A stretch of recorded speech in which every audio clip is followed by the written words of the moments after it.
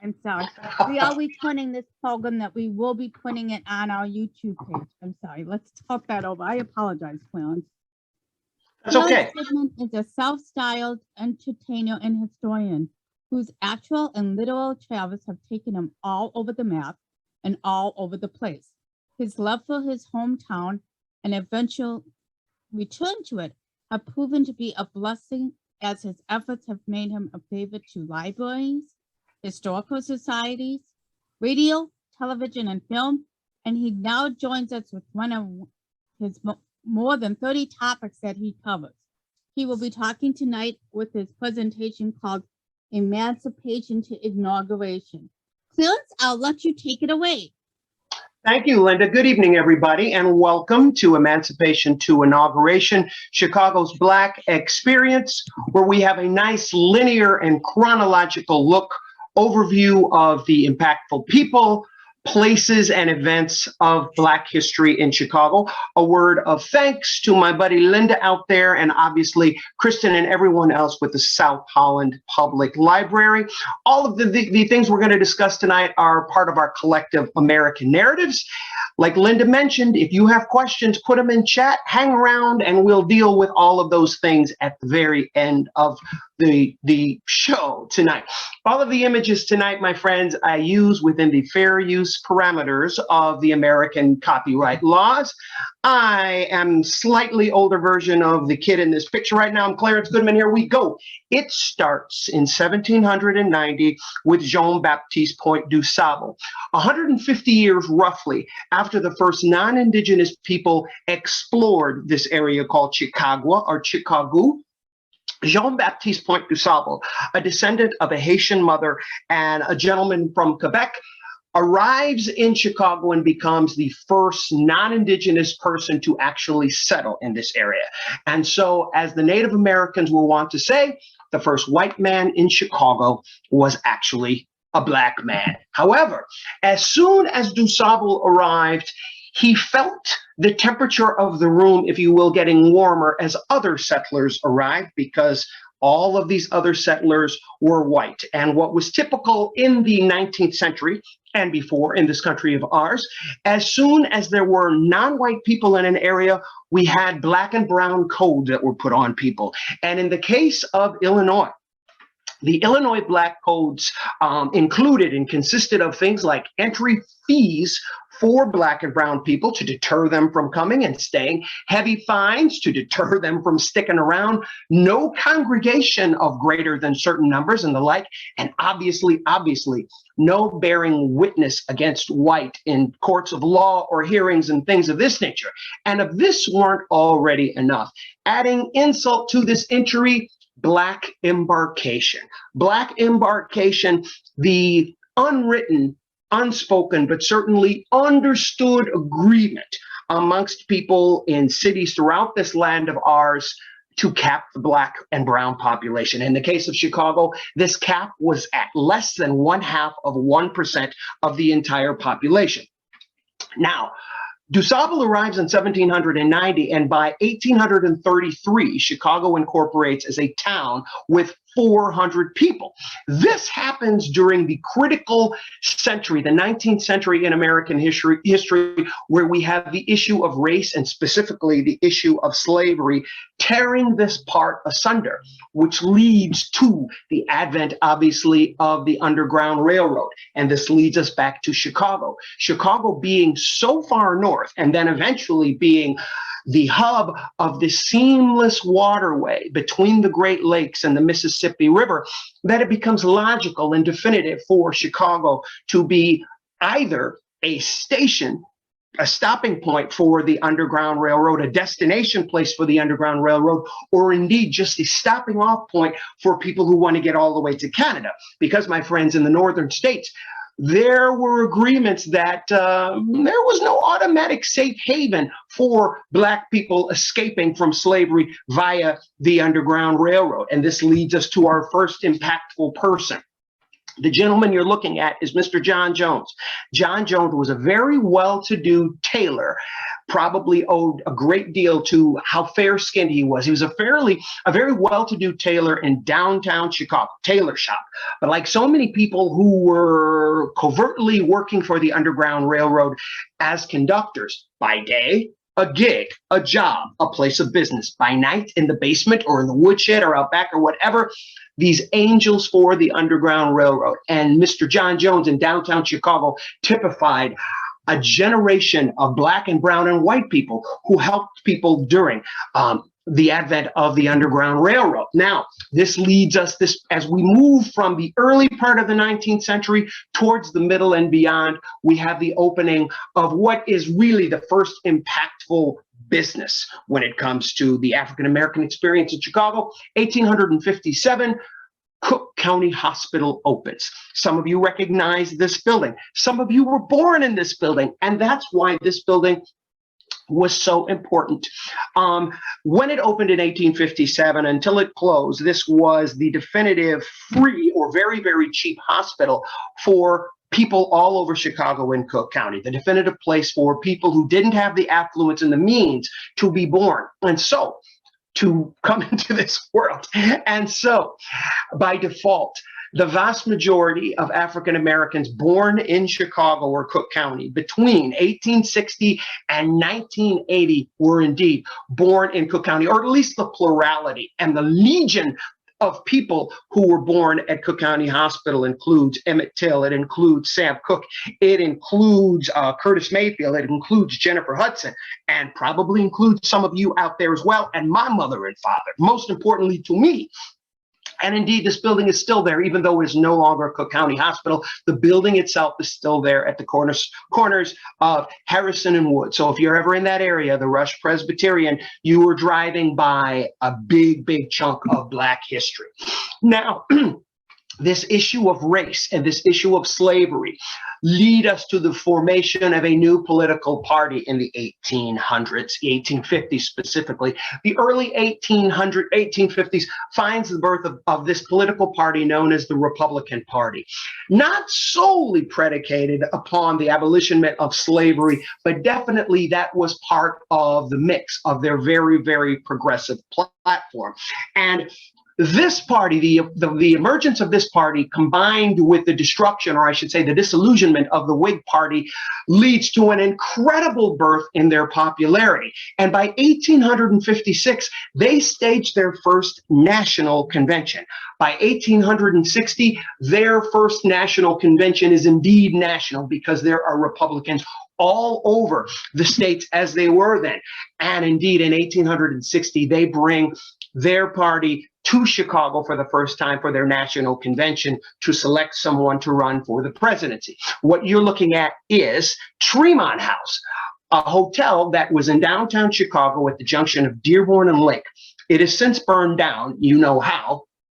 But this was a big deal for Chicago and for Black people and for the Republican Party in the 1860s. Indeed, this was owned by the family of Ira Couch, one of the most philanthropic benefactors of the Republican Party in the history of Chicago. And as more and more Republicans came to Chicago and convened in Chicago and met in Chicago, they ultimately stayed here, particularly when the Republican National Convention was in Chicago in 1860. And this, of course, included the people who supported this political upstart by the name of Abraham Lincoln. Now, back in those days, it was considered unseemly and rather vulgar for political candidates, presidential candidates, to campaign for themselves or even go out to the conventions. So Lincoln, though he came to Chicago a lot between 1857 and 1860, he was not in Chicago for the Republican convention. Nevertheless, he was nominated. Nevertheless, he sallied forth and he won the presidency by plurality. And of course, his election leads to the beginning of this terrible, terrible conflict as the states of the South began to secede, leading to the Civil War. Now, the new president, the 16th president, understood a few things better than any president for, and maybe any president since. One, he was cloaked in incredible power, underscored by the calamities of war. 2, this would be the first American total war in history. And 3, he had an enormous amount of resources that had not been used hitherto in the American experience. One of these was, as the war waged on, utilizing African American troops. And my friends, one of the first Black divisions in the history of the United States Armed Forces was the 29th Infantry Division out of Chicago. This resource that Abraham Lincoln appreciated as he grew, and as he grew as an individual, not just the president, was really, really something that he appreciated and came to look to as a security blanket, if you will. And so one of the things going on during this tumultuous time of the world of the Civil War is the Industrial Revolution, and Chicago comes into its own. Its population, our population was 400 in 1833. By 1860, the population is about 1/3 of a million people.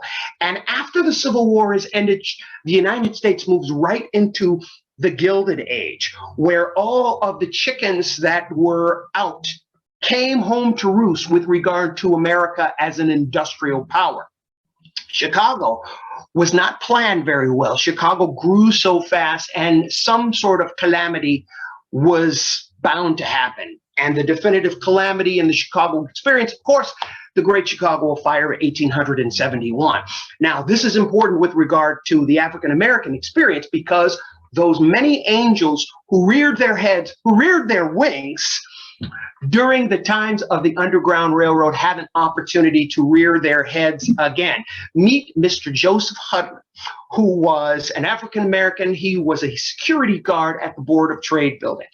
Prior to the end of the Civil War, he and his good wife, Anna Elizabeth Hudlin, who lived in this area known as the Black Belt, also the Stroll, and what would eventually be Bronze Belt, they helped many people with their home, using their home as safe havens for the Underground Railroad. With the advent of the Chicago fire, they helped a lot of people escape from the fire, from the downtown area, and, hang up, place to hang their hat during the fire until after everything had settled down. Now, another thing that Mr. Hudlin did was, as he was working for the Board of Trade, the fire originally started in the near southwest side. As the wind shifted, it moved north and threatened downtown. Ultimately, it destroyed downtown. Mr. Hudlin, thinking very quickly, grabbed all of the Board of Trade records that he could and put them in the sub-basement to protect them. Chicago was the hub of America's agricultural system at the time and would continue for a long, long time. He was glossed one of the heroes of the Great Chicago Fire. So he and his wife, double hero duty and recognition, the Underground Railroad and the fire. So this post-fire era, as Chicago is scrambling to grow, and the population is growing, as Chicago was reinventing itself for the first time, we see the arrival of a woman that was, in my mind, one of the most important Americans to ever live, and certainly one of the most important Chicagoans. Ida B. Wells arrives in 1892, and she is carrying her pen in one hand, her passion in another. She grows another arm, so she has another hand to carry this incredible thirst for justice and equity with regard to the Jim Crow era that has been raging out of control. She wants, as her pet project, is her pet cause, is her pet passion, she wants to expose the evils of Jim Crow in general, and specifically the horrors of lynching, this terroristic tactic that is being rained down on our people after the Civil War. She arrives in Chicago, rolls up her sleeves, and she's ready to get it done. She arrives in Chicago and she meets this gentleman, a newspaper man by the name of Ferdinand Barnett. One thing leads to another, they get married. Now, this is a marriage made in political and social commentary heaven. One of the most prolific social critics coming to one of the biggest cities in the United States and the fastest growing city in the world and marrying a newspaper publisher, and arguably the first power couple in the Black experience. Also arriving in Chicago at about this time during the Gilded Age, Lucy Parsons, beautiful woman that she was, as you can plainly see. She came to Chicago with her husband, Albert Parsons, from Texas. Now, this was a power couple of a whole different sort. Lucy Parsons and Albert Parsons were an unlikely pair. She was a Latina and an African-American lady. He was a white former Confederate soldier, believe it or not. But he was progressive. He was fighting for his land. So they came to Chicago because they wanted to raise a little hell, kick a little butt, with regard to slapping down the industrialists in this horrific situation known as the Gilded Age, where many of the ills that we still are sick with in this country today were born. Albert Parsons was so passionate and so active in this, as a matter of fact, that he was implicated, accused, tried, convicted, condemned, and hanged for the Haymarket riots. Undaunted, Lucy Parsons picks up the baton from her dead husband with one hand, and in her other hand, she has her own agenda and her own baton. And so for the rest of her life in Chicago, she inspired generations and generations with regard to working class people against the industrialists and the so-called white collar people. You are looking at Quinn Chapel. The original Quinn Chapel, which was the first Black church in Chicago, opened up, I believe it was in 1870. It burned down in the fire, so it was built just in time to be burnt down. But undaunted and undeterred, in 1890, a brand new version of Quinn Chapel opened up right there at the mouth, the northernmost mouth of Bronzeville. And that building, this is a recent picture of Quinn Chapel. It is still there today. The hundreds of thousands of prominent African Americans who worshiped here, who were married here, and so forth and so on. If the walls could talk, there would be a whole lot of stories. Right there at the beginning of Bronzeville, the Quinn Chapel. And at about this time, we have another very, very important business, a building opening up in Washington Park, right on the park. We have the original Provident Hospital opening up in 1891. That building is still there. It's been converted into apartments, and it is dwarfed by all of the modern and postmodern wings of the hospital that have popped up in the last century plus. But Provident Hospital is important for a couple of reasons. One, this is the first integrated hospital in the American experience, and in the hallowed halls of Provident Hospital, this African-American surgeon by the name of Dr. Daniel Hale Williams, he performed the first successful heart transplant at Provident Hospital. We are making some kind of progress.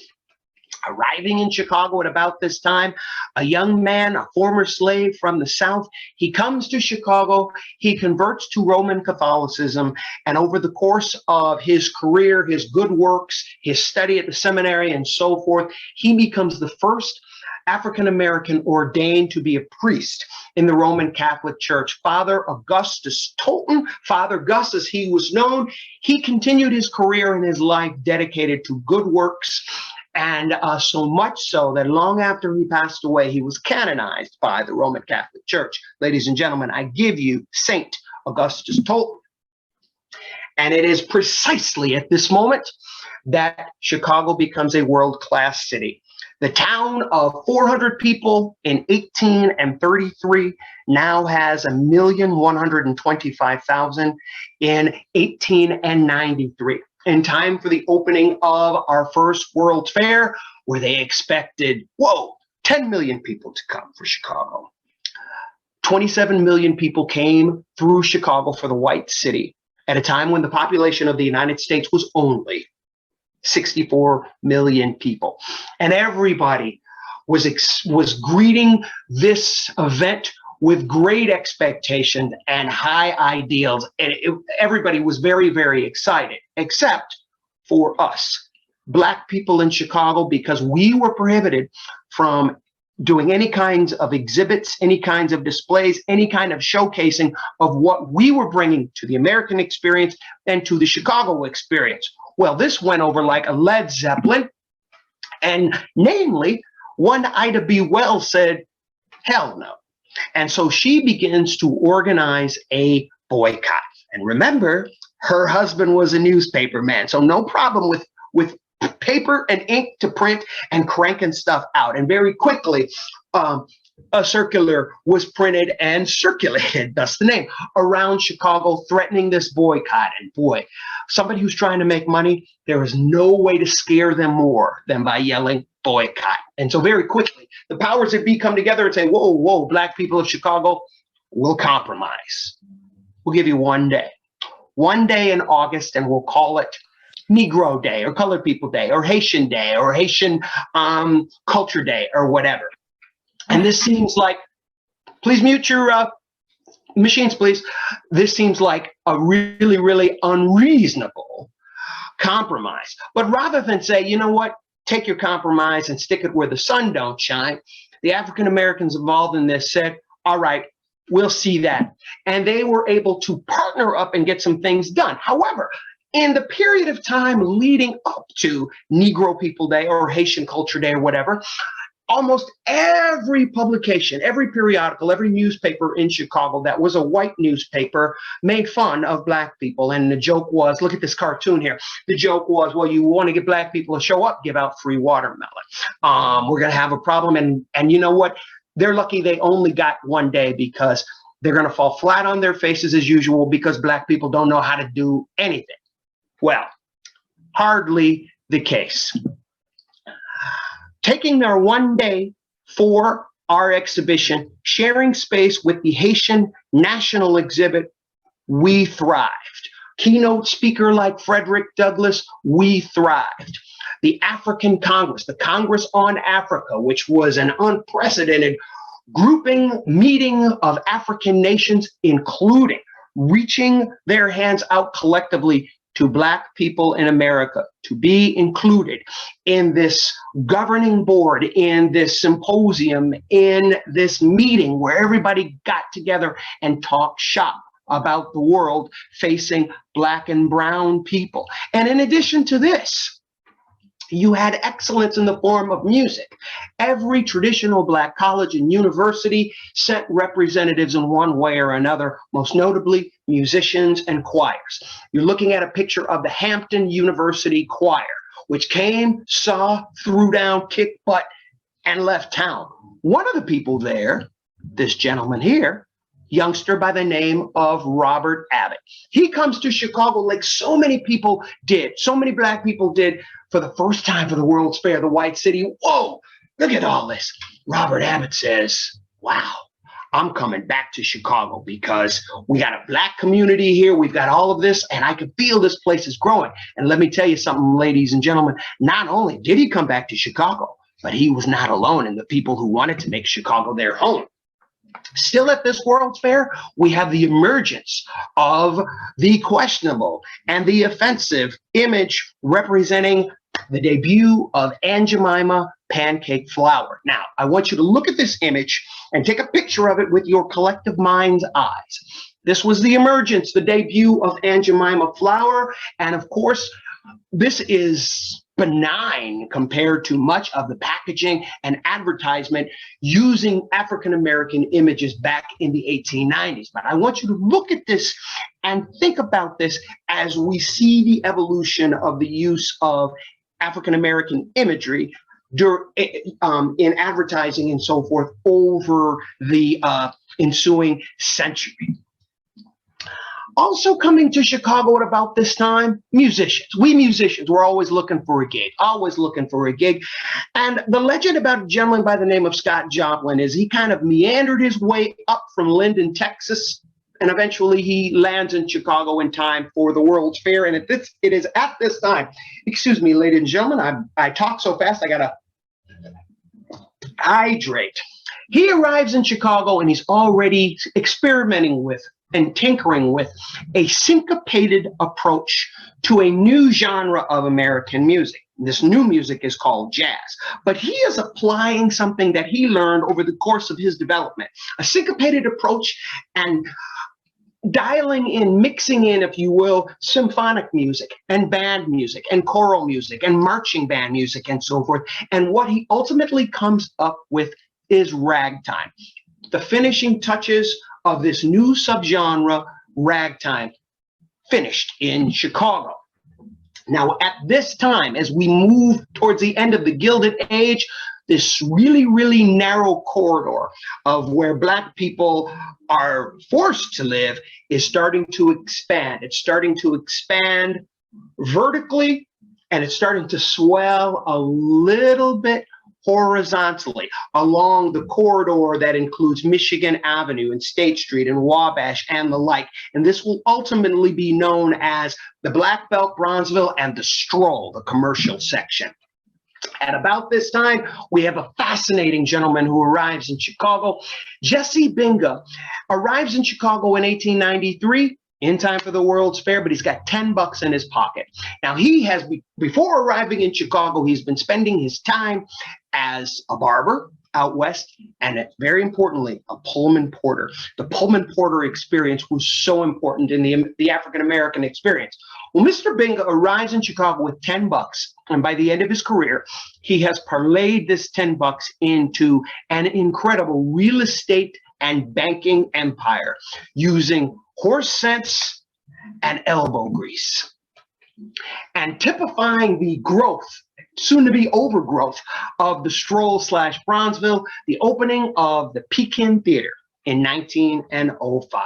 Pekin Theater is the first entirely owned and operated African-American theater in American history.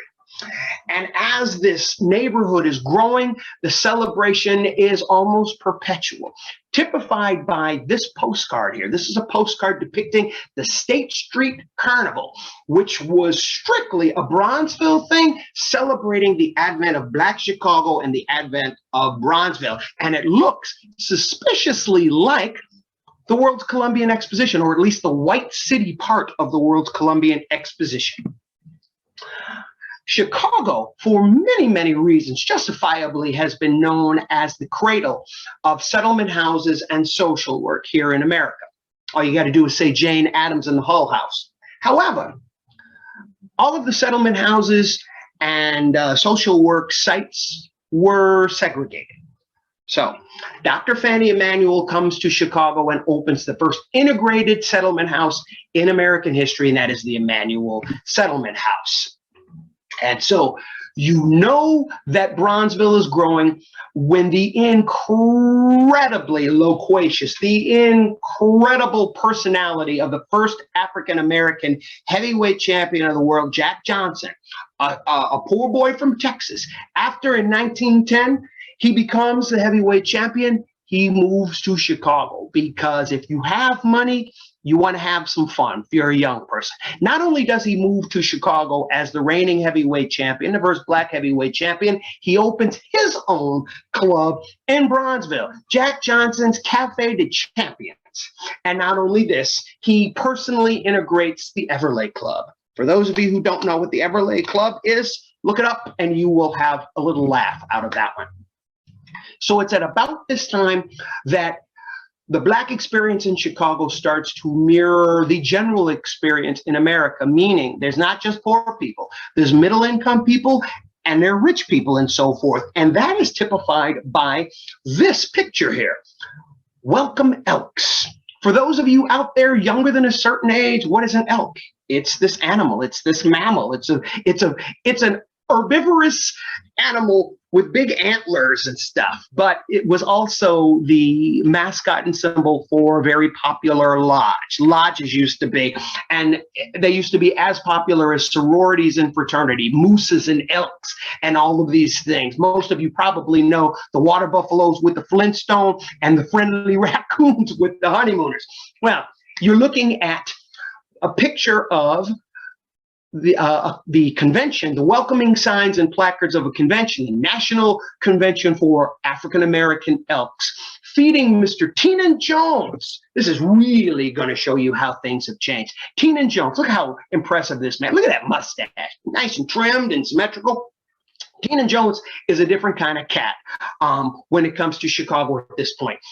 By day, he owns restaurants and runs nightclubs and the like. By night, he has inherited and has perfected the numbers, policy, illegal gambling, illegal lotteries in Chicago. And they are so lucrative and so successful that not only When he passes this down to Ed Jones, is this the basis of all state lotteries in America? But Ed Jones eventually gets murdered by the Italian mob when it was run by Sam Giancana because they wanted to take it over. It was too lucrative. Well, there's Robert Abbott again. Robert Abbott has not only come back to Chicago as promised as a young man, he's moved to Bronzeville and he decides he wants to start a newspaper. So he, from the kitchen table of his landlady in Bronzeville, he starts a weekly newsletter that grows to a weekly newspaper, that grows to a daily newspaper that is called the Chicago Defender, arguably the most important periodical in the African-American experience, not only with its thumb to the pulse of Black Chicago, but it is a clarion for Black America during its most important and most influential decades, establishing things as wonderful and as transcendent as the Bud Billiken advice column, this kind of thing, which of course stems to the Bud Billiken Parade and all of these things about us, all of these things about us and our community. But Mr. Robert Abbott is a clever cat. He understands to grow his business, he's got to be pretty clever. And so he does an unofficial partnership with another Chicago mainstay, the Pullman sleeper cars. The Pullman sleeper cars, the brainchild of George Pullman, employ 10,000 Black men, all named George. In other words, the Pullman porters. Mr. Abbott goes to these gentlemen and he says, hey, fellas, I got this newspaper, The Defender. Go out on the road, sell them for me. Keep 40% of what you make for yourselves. Bring me back my 60. Well, not only does this make Mr. Abbott a very rich man eventually, but arguably it's the first Black periodical to enjoy national circulation and distribution. And so as Bronzeville grows, we have other landmark of buildings and businesses opening. On South Park Avenue, you have the opening of the Regal Theater in 1928. The Regal Theater was Chicago's answer to the Cotton Club without all the racism that went along with the Cotton Club. The Regal Theater was the definitive theater/nightclub for anybody coming through Chicago of a national stature to perform or do whatever. Regal Theater between 47th Street and 48th Street on South Park Avenue, the avenue we now know as Dr. Martin Luther King Drive. Oh my goodness, a bug has gotten on my screen. Oh, this isn't just any bug, everybody. This is the boll weevil. The boll weevil descends on the Old South at about this time during the World War I era, essentially finishing off the work that William Tecumseh Sherman did at the end of the Civil War, destroying much of what is left of the cash crops in the American South. And what this does is it fans the flame of Jim Crow, making these terrorists kill the Black people, intimidate the Black people, the ones that they couldn't squeeze out every cent, every red cent. And so at this point, beginning in the early part of the 20th century, we had something that was originally known as the Great Northern Drive. During World War I, the hell that was known as Jim Crow was getting so out of hand. Every newspaper, every preacher on every pulpit, everybody who had any kind of a platform says to the rest of us, hey, you ain't got nothing to gain in the South except a lynch rope. Get out of the South. Take your best possessions, your most prized possessions, pack it full, grab your children, grab your significant other, your spouse, and get the hell out of the South. And this is when the Great Northern Drive as a trickle becomes the Great Migration as a tsunami. And so the Great Migration in earnest starts during World War I, particularly just before America enters World War I, and carries on in earnest for the next couple of decades. And you see all of these veins here. So many cities in the Northeast, the Midwest, the North, and the West Coast affected by the Great Migration, but none more so than Chicago. For example, in 1910, we made up roughly 2% of Chicago's population. And in 1910, the population of Chicago was about 2 million people. That's not too bad. By 1960, the year before I was born, we made up 25% of the population. The population of Chicago in 1960, 3.5 million people. But of course, the Great Migration, this great action prompts an equal and opposite reaction. Race riots all over the United States, most notably Chicago. But before the race riot in Chicago in 1919 and after for 2 years, from July 1st in 1917 to March 1st of 1921, a Black occupied residence or business in Chicago was bombed every 23 days. My goodness gracious. Now, while all this turmoil and so forth is going on, the news that's being covered and the news that is being propagated throughout our land is white-centric. Meet Claude Barnett, another newspaper man who says this is ridiculous. There are 150 million people there are 125 million people in this country, and the vast majority of them think that we are bringing all of this hell on ourselves. Well, that's because the wire services cater to the white preferences and the white experience. So Claude Barnett says, well, the only way we're going to deal with this is to come up with an Afrocentric wire service, news wire service. And so in 1919, I believe it was, Mr. Barnett starts the Associated Negro Press, the first Afrocentric news wire service. Also contributing unwittingly to the circumvention of Jim Crow, or at least this peaceful war against Jim Crow, a precursor to the civil rights movement, the Chicago entity of Sears, Roebuck and Company. What am I talking about? I'll tell you. Sears, Roebuck. Before there was Amazon, there was Sears, Roebuck. Before there was the internet, there were catalogs. And Sears, Roebuck was the granddaddy of them all. Imagine you are a person like me, who as a young person, I'd go to a store and be followed around by the store detective and get accused of all kinds of things. Imagine that happening in every African-American family where somebody ventured into a store in a white neighborhood. So how do you deal with that? Man, I really don't feel like going to the Loop to shop. I really don't feel like going to downtown Richmond to shop. I really don't feel like going to downtown Memphis to shop. These people are going to hassle me. Oh, wait a minute. In a Sears catalog, I can order anything from a toothbrush to a prefabricated house. Circumvention of Jim Crow, courtesy of the Sears Roebuck catalog. And so the middle income, middle class situation in the African American experience is growing. You are looking at the Wabash Avenue YMCA, just as I have it written there, and the Journal of Negro History. Here in Chicago, we have the quarterly publication of the Journal of Negro History, celebrating all of, all of our accomplishments and the like.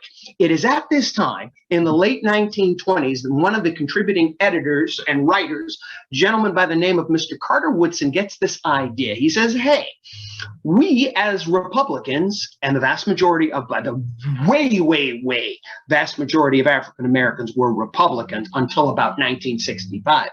Mr. Carter Woodson says, since we Republicans and Black Republicans have been celebrating the birth of Mr. Lincoln all these years, let us every February take a week right around Mr. Lincoln's birthday and celebrate our achievements as well as the birth of Mr. Lincoln. And we'll call it Negro History Week. And of course, this Chicago idea evolves into Black History Month, which brings all of us together right now out there in Zoom land.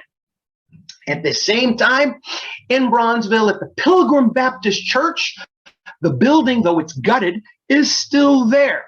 Pilgrim Baptist Church, you have the good preacher, Reverend Thomas A. Dorsey, a composer, a musician, as well as a preacher. He is tinkering with and experimenting with a new genre of sacred music.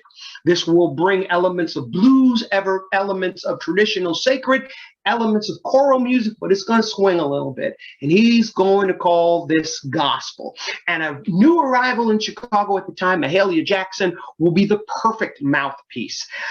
If God is the perfect muse, then Mahalia Jackson is the perfect mouthpiece. And I drove by this site fairly recently. I was giving a private tour of sites in Chicago, and I had not been made aware that this building has been gutted. The facade is still there. This is being turned into the National Museum of Gospel Music, a wonderful thing. Gospel music invented in Chicago in 1928, but wait!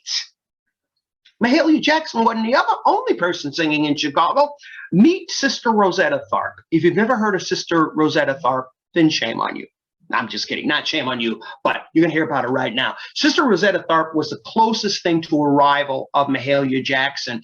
And this is not meant to disparage Sister Jackson, but Sister Rosetta Tharpe was really, really nuanced and had many, many shades of gray within her.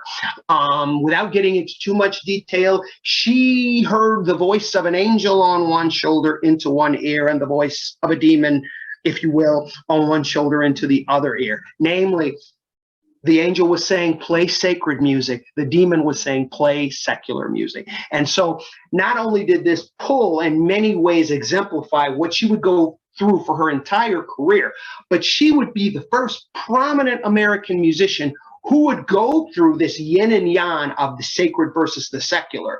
Little Richard, Hank Williams, Sam Cooke, and the list goes on and on and on. And oh yeah, by the way, arguably Sister Rosetta Tharpe was the first great and most important American electric guitar player in history. Sister Rosetta Tharpe, one of my heroes. This is not Sister Rosetta Tharpe's husband, but this is a gentleman playing a beautiful K guitar made in Chicago. This is here to tell us two things, to tell you two things, to remind me to tell you two things. One, Chicago was the biggest producer of affordable musical instruments for about 50 years. And two, concurrent with the arrival of gospel, we have another genre of music arriving. On the south side of Chicago, there were rent parties. And the people who were throwing rent parties hired musicians to come and entertain people. And when I say entertain people, I mean play music to get people up and dancing, thirsty and drinking so you could sell them booze. And then you can make your rent. And so the music, this house music that was played at these rent parties was a combination of a little jazz, a little bit of blues, a little bit of folk, but as long as it could swing. This music was called skiffle. Skiffle arrives in the world in Chicago. 1928/29, moves east into the eastern part of the United States and then jumps across the Atlantic onto the ears of our British cousins. And it has influenced the first generation of British rock stars like you would not believe. But wait, there's more. During the Great Migration, all of these Delta blues musicians arrive in Chicago, and they're told, hey, go down there to the Maxwell Street Festival. You can get a job down there. So my man in his topper here, he goes down there with his acoustic guitar and his harp, and he's singing, and he's hoarse because he's playing acoustic music, and he's singing acoustically over this noise. You're in Chicago. Ain't no problem. Go to Sears, buy a cheap electric guitar, buy a cheap amp, buy a cheap microphone, start screaming those same Southern-driven blues over the electric guitar. The marriage of electricity to Delta blues has a baby, and it's called Chicago blues. Another kind of transcendence happens at about this time, the early part of the 20th century, the advent of flight. And I don't know what it was about flight, but it appealed to non-white people and women in unprecedented numbers. So many women wanted to fly. So many black and brown people wanted to fly. Meet Cornelius Coffey, a Chicagoan who wanted to learn how to fly. And when he showed up at the flight school, it's in the South Loop, he was told, boy, you can't fly here, but you can have a job here. So they hand him a broom and say, you can be the janitor. So rather than hit the dude in the head with the broomstick, which I might still be in jail for doing, Mr. Coffey takes the job. Why does he take the job, you wonder? I'll tell you. He takes the job because it will give him access to the information. And so this access allows him to craft his own curriculum. And then he goes out to the suburbs to an airstrip, and he pays for flight time, and he learns how to fly. And he starts teaching more and more African Americans to fly. And this kind of cooperative spirit resonates through people like Bessie Coleman, who taught people in the Tuskegee Air battalion to fly. And I think it is so beautifully symmetrical and so beautifully poignant that our two original pioneers in feminine flight, Amelia Earhart and Bessie Smith, were growing up in Chicago, spending much of their formative time in Chicago, and that they would both die in airplane accidents. Mute up, please. You're looking at a college rivalry here. On the right, we have Mr. Ralph Metcalf, a college boy he was at the time, running for the Marquette University track team. And he looks to be edging out Jesse Owens, running for the Ohio State University. Now, these guys were just running a meet right here.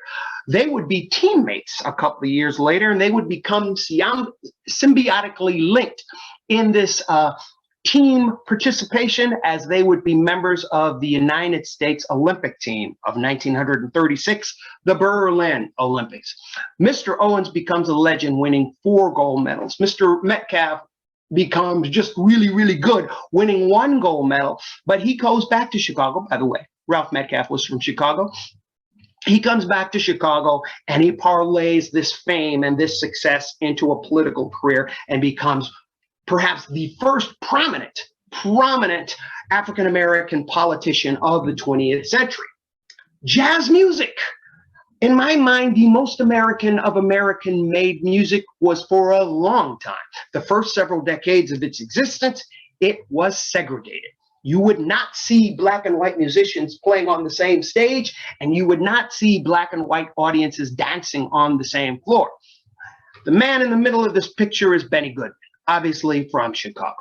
That's Gene Krupa from Chicago. This is Teddy Wilson. This is Lionel Hampton. This is the Benny Goodman Quartet. Mute up, please.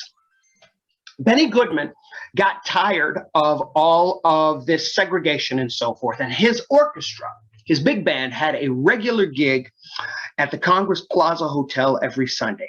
So Easter Sunday, 1936, he says, you know what, I've had enough of this stuff. Please mute your phones and everything, please, ladies and gentlemen. I'm getting some really bad feedback. Linda, would you please mute everybody? Thank you. Teddy Wilson. Benny Goodman asks Teddy Wilson, hey, listen, we're going to do something special here. You come down, you sit in, don't say a thing, and we're going to see what happens. Teddy Wilson comes in, he plays, and the house does not burn down, nor does the hotel. And so very quietly, 11 years before Jackie Robinson, is Teddy Wilson the Jackie Robinson of jazz music. And jazz music has been integrated ever since, only in Chicago.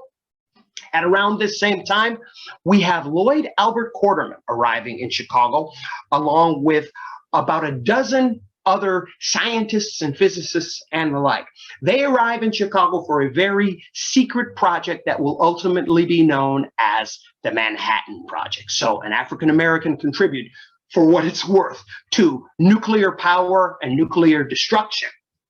John H. Johnson grows up in Chicago and he wants to be a publisher. He wants to do something in print. And so he decides he is going to I think he borrowed $400 and he started a magazine called the Negro Digest.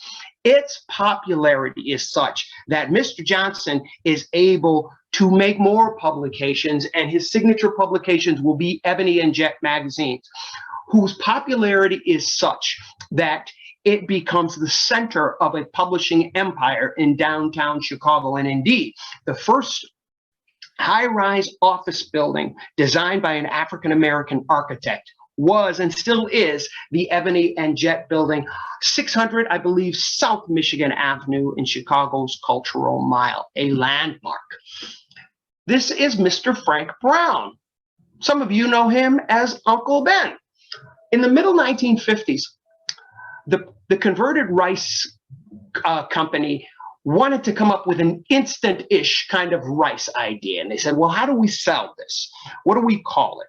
Well, Mr. Frank Brown was a very popular and very charming and handsome, as you can see, concierge in downtown Chicago. So his likeness was used for the character of Uncle Ben. I hope he got paid big time. The original images of Uncle Ben weren't as photorealistic as this one, but they weren't as offensive as the Aunt Jemima, the original Aunt Jemima images. And so in 60 years, we've gone from the original incredibly gaudy and wildly offensive Aunt Jemima images to this gentleman here. And Uncle Ben was fairly recently retired. But my point is the evolution of use of African-American images with packaging for products and advertisement is changing ever so slowly.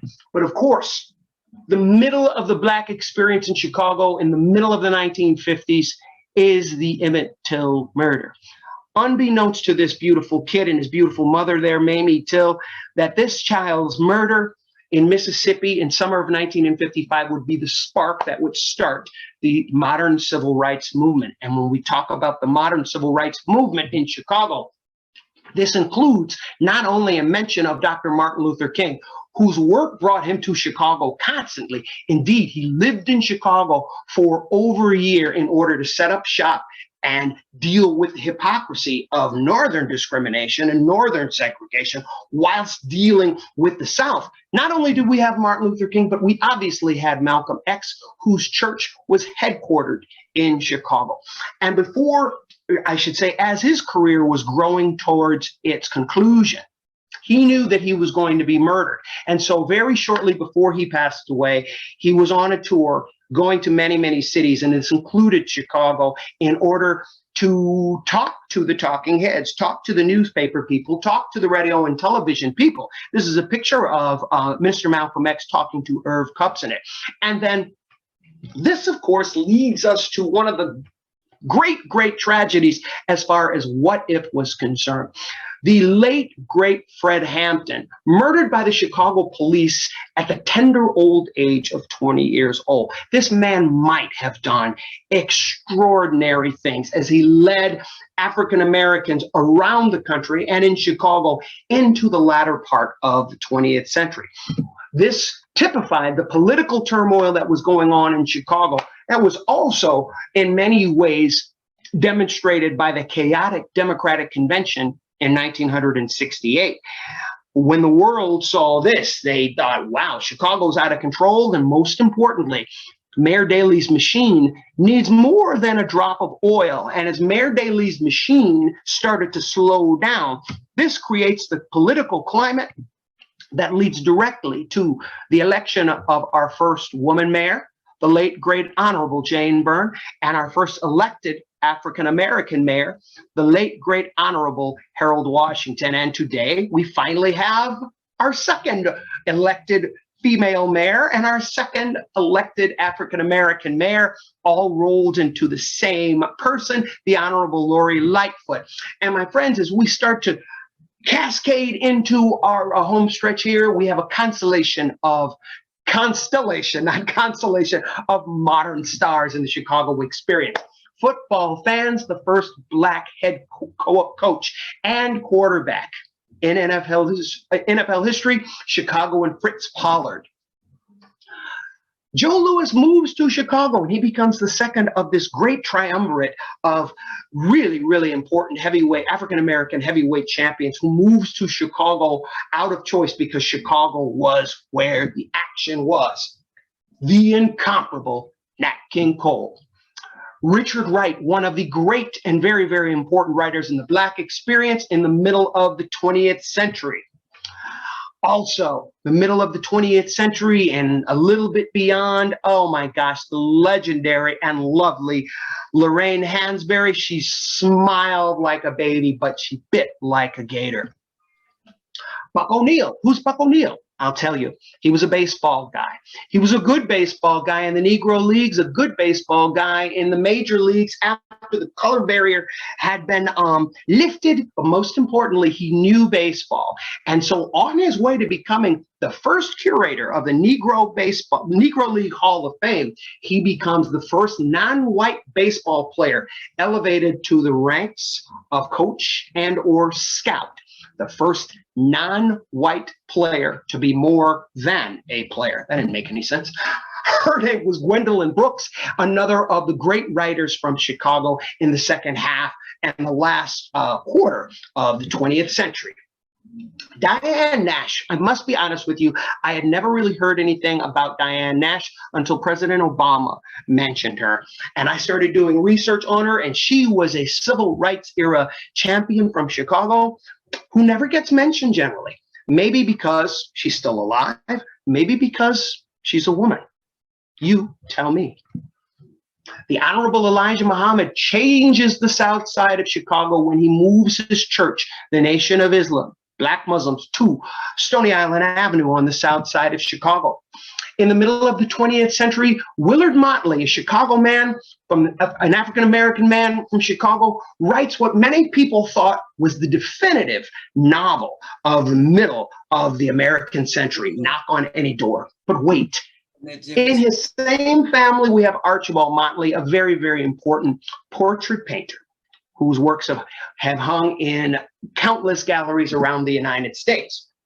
The Ides of March in 1963 bring us the first African-American starting squad, to win the NCAA championship in the tournament. This is the Ramblers of Loyola without any help from Sister Jean. Dinah Washington. Before she took her own life, she was on her way to joining the pantheon of great, great, great American songbirds, the legendary jazz singers like Billie Holiday and Sarah Vaughan and Ella Fitzgerald.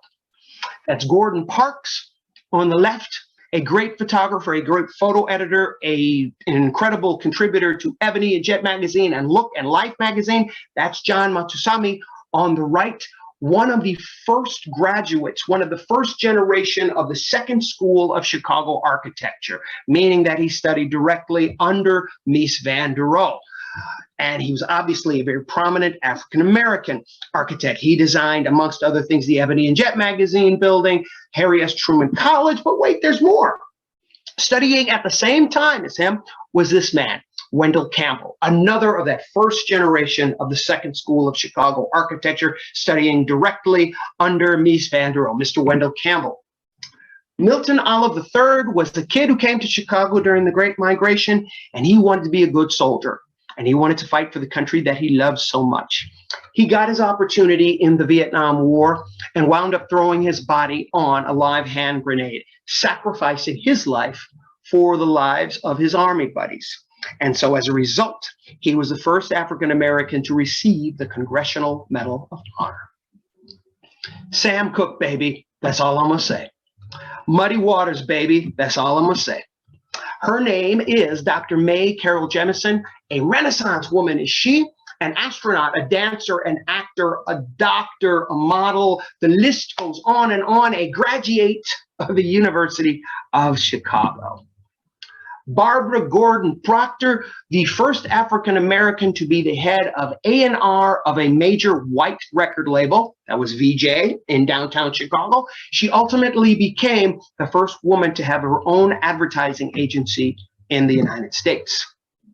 The third of our triumvirate of heavyweight champs to move to Chi-Town, a man who needs no introduction. Le Cube.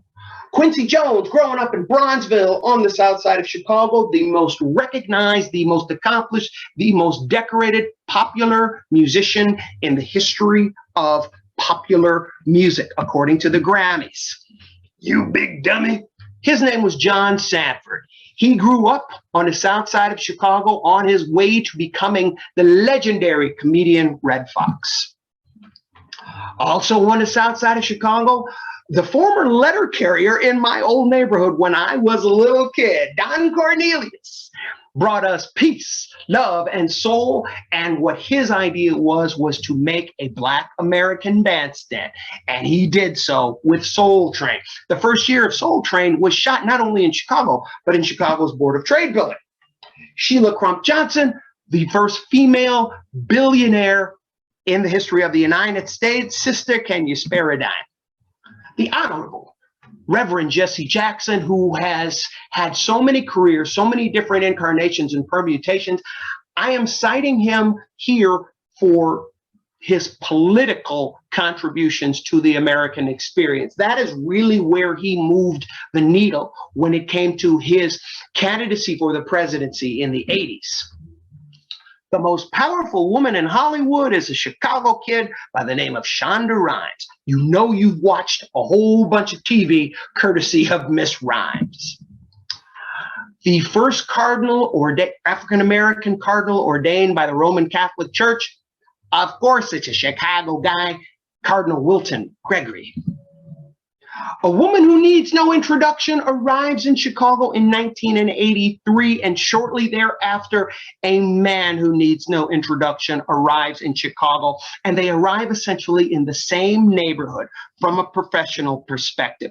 Oprah Winfrey ultimately opening up her own Harpo studio at the easternmost part of the Madison and Washington corridor, and the house that Michael built at the westernmost part of the Madison and Washington corridor, completely revitalizing this neighborhood, changing this neighborhood forever. In addition to this, both of these two individuals showed how the use of the image of Black people had evolved and changed so much in just over 100 years in advertisement and product packaging. And this leads us to the 44th president of the United States and his good family.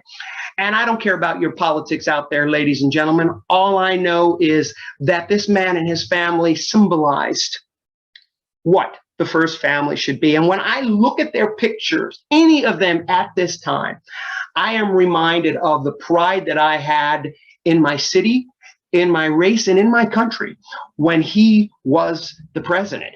And indeed, whenever I think of President Obama or Mrs. Obama or either of their daughters, I think of self-respect.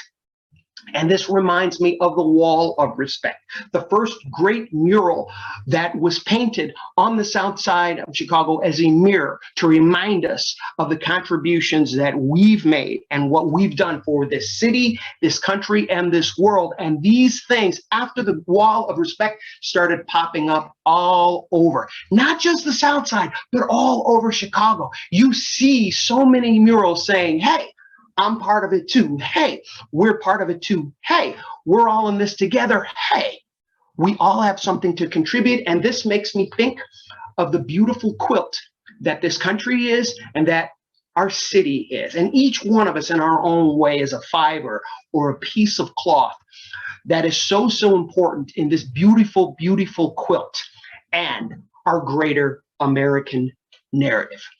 Ladies and gentlemen, if you have enjoyed this tonight, or if you'd like to avoid me for the rest of your lives, go on Facebook, facebook.com/music and Chicago stuff to see where I am. My website is clarencegoodman.wixsite.com/Clarence Goodman. For those of you who love to read, and I know that's all of you out there, my book is out, Nerd Avenue, Chicago, in stages and from the stage. A word of appreciation, thanks, gratitude, all of those other things that mean thank you to my buddy Linda out there and Kristen for booking me and everybody else with the South Holland Public Library. Take very good health. God bless you. God keep you. And until our paths cross again, keep on rocking your public library. Back to you, Linda. Thank you very much. Oh my goodness, that was a wealth of information. I'm just sitting here speechless. I mean, I didn't realize all those people came from Chicago and all that history that just was rolled into your presentation.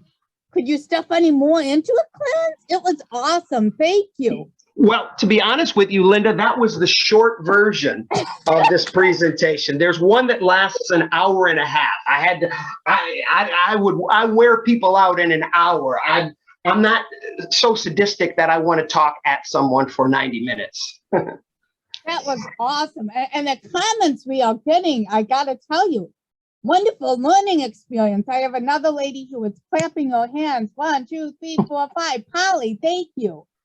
One is saying, what a great presentation. Thank you so much. A++. Have you ever gotten an A++ to a paper in school? You did tonight, Clarence.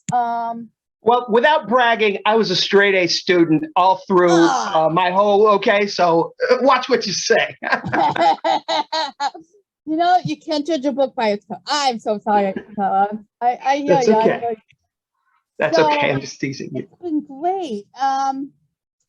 Yeah. Thank you for the opportunity to learn.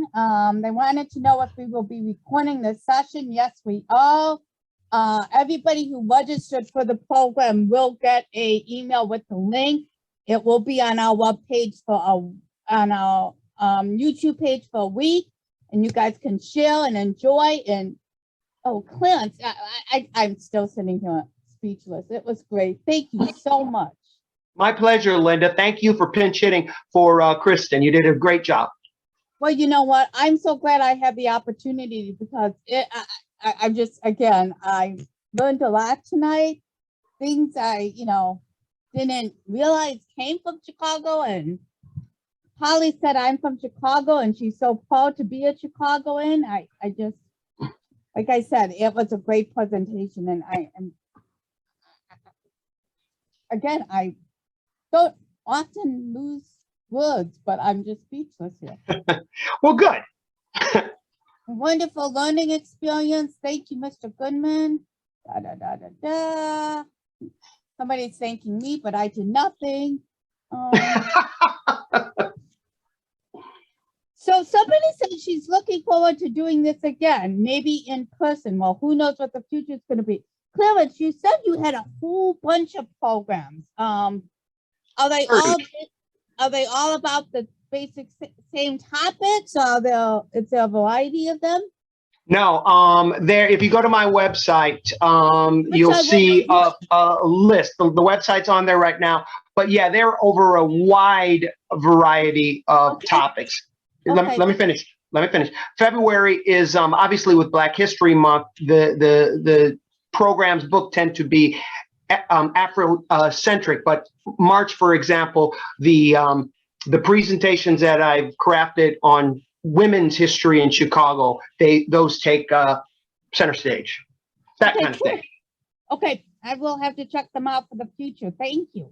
You're welcome. So you might be back. I hope you don't mind that. A returning back. No, I don't mind. I never mind working. Very good. Thank you so very much. Anybody have any questions they would like to put in the chat that I can ask Clarence? He is more than welcome to answer any questions you may have. He said he will stick around for a few minutes while we sit here and see if you have questions. I'm amazed. You just took one gulp of water. I'm sitting here wanting more water because I'm listening to you talk nonstop. Well, it's what I do. With that in mind, I'll have my second sip of water. Go for it, please. So, someone asked, can you let us know what was happening in the first photo shared with the people dressed up? Oh, I believe that was a picture from the 1940s, just people either out on the town or people on their way to or from church. That was just Bronzeville, just us doing what we do, which is sprucing up. Even though I have a t-shirt with Jimi Hendrix on it right now, that's what we do. We spruce up. You're lacking. I said you're lacking and mulling with your Jimi Hendrix shirt on. Yeah, I have been for a long time.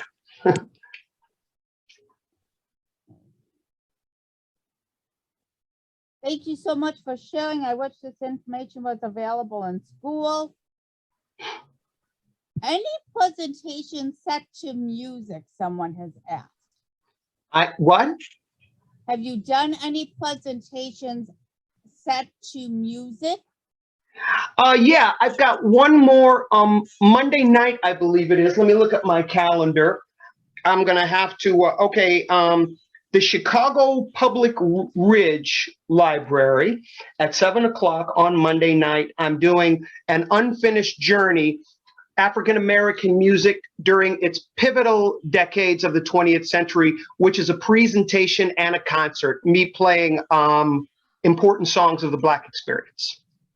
That sounds awesome. Well, you haven't heard it yet. And you said you're doing that at Chicago Ridge? Chicago Ridge. So go to their website, and anybody out there, if you'd like to see if you can still register, it's a virtual presentation. So it'll be multimedia, me singing and playing my guitar and other instruments, as well as the stories behind these songs and why they were important.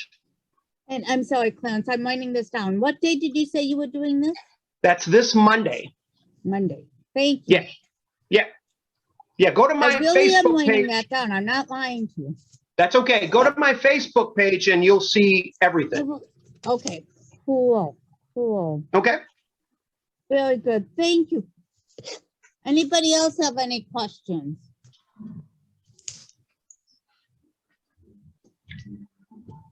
Okay. Well, with that, I'm going to let Clarence go and take a breather and chill. Thank you, Clarence. It was a wonderful program. I really enjoyed having you with us today. I will be, like I said, recording it, putting it on our library webpage for a week. We will email everybody once we get it ready to be uploaded. In the meantime, be safe, be healthy, and thank you again for joining us. Check out the library's website and our newsletter for upcoming programs. The March spring edition newsletter just was published today. You can pick it up at the library, and in the next couple of weeks, it will be on our website. Thank you again for joining us, Clarence. Be safe. Good night. Be healthy. Thank you. Good night. Good night, everybody. God bless.